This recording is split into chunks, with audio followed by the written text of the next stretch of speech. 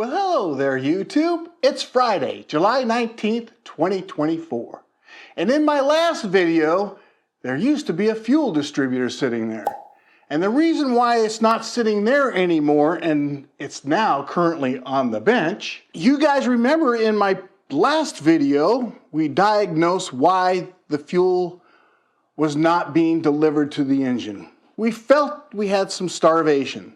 And sure enough, after opening up all these ports, we found that 4 ports would not deliver any fuel whatsoever. Also in that video, I said that I would purchase a kit, okay, and have that sent to me and then rebuild it and all that kind of stuff.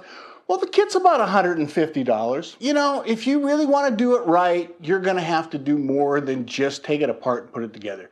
You really should calibrate it and all that, and I don't want to spend the money on buying tubing and test tubes and playing with the calibration that I might do one time in my life. I've decided to send it to one of the best places that I know of, and I think the community also knows, is to CIS Flowtech. That is who I have decided is going to be rebuilding this fuel distributor. If you look real close at this, it doesn't appear that this has ever been touched. I did this center nut because I had to do that because it was stuck before, but now it's not stuck. It doesn't appear that anyone's ever stuck anything here and flattened this out, because that's how you take this nut out. So I would assume, I mean, look at the shape of this thing. Look how beautiful this is. This is as clean as it was when I took it off. It's this clean. So I don't want to send this to them and then end up with one that's in worse shape than this, which would probably be what would happen. So instead, I want to send mine in and I want mine back. Another advantage to that is it's going to take 4 weeks if I just exchange it. And then I'd also still have to send them the EHA because I would want this calibrated with it. I decided they're going to do the whole thing and they're going to calibrate it. They're going to calibrate the EHA. So all we have to do is take this back, purge it, and maybe this vehicle will start. At least that's my intention.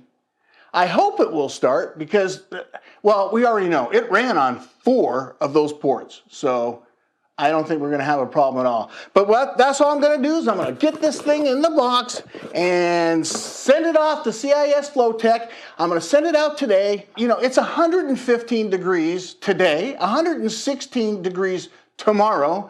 So it's very hot. You know, you really don't want to be working outside or in your garage in Arizona in the summer months anyways. So I'm happy with letting them do that. Maybe I can head off to the mountains and cool down a little bit.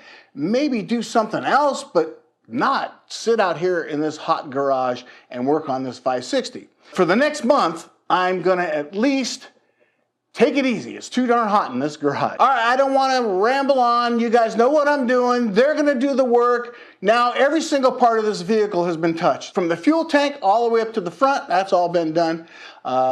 The engine's all been done. The transmission's all been completely taken apart and put back together. I've done the differential. I've done the axles. I've done all the suspension, every single bit of it, subframes, everything.